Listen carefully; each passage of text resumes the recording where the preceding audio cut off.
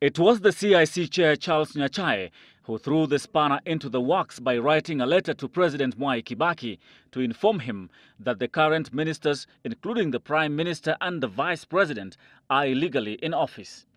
In his letter dated 11th March this year, Nyachae draws his argument from Article 12 of the 6th schedule of the transitional clauses, which says the president and all the ministers were to remain in office until the date of the first general election under the new constitution, which was 4th of March this year.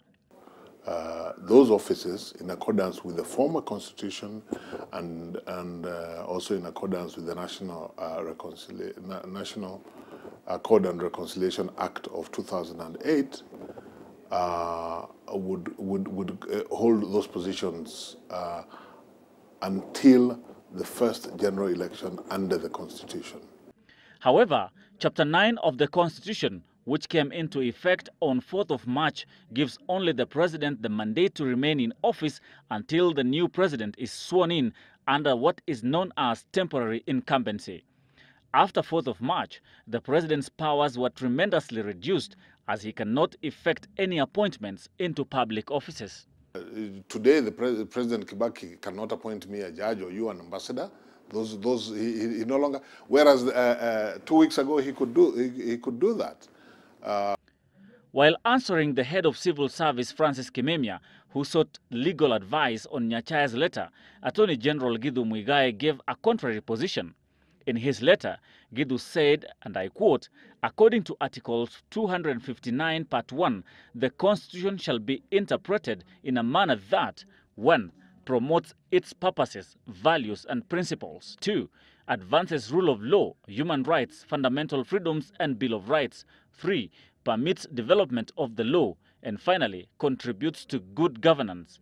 End of quote. In this respect, the AG says these provisions requires the Prime Minister, Vice President, Deputy Prime Ministers and all ministers to continue to hold office until an incoming president appoints a new cabinet, a position that the CIC chair begs to differ. Because then, if that was the case, then there would be no point in Section 12 to make any reference to the general election.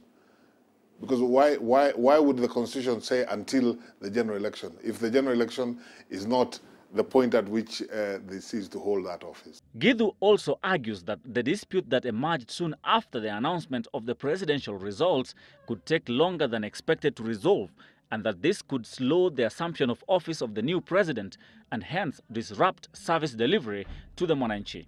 We have done our duty. We have brought to the attention of the president what we believe to be the correct position as far as the Constitution is concerned. But the Attorney General is his principal legal advisor, so we'll leave it at that. Nyachae remains adamant that the AG is wrong, but was committed to giving his advice whenever need arises. Kendagor Obadia for Citizen Weekend.